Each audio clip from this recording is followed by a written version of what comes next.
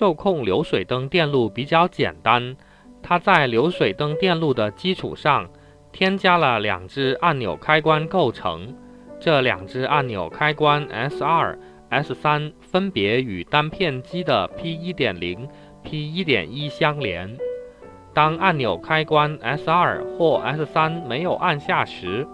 由于电阻 R9 或 R10 的上拉作用，单片机的 P1.0 或 P1.1 口为高电平。当按钮开关被按下后，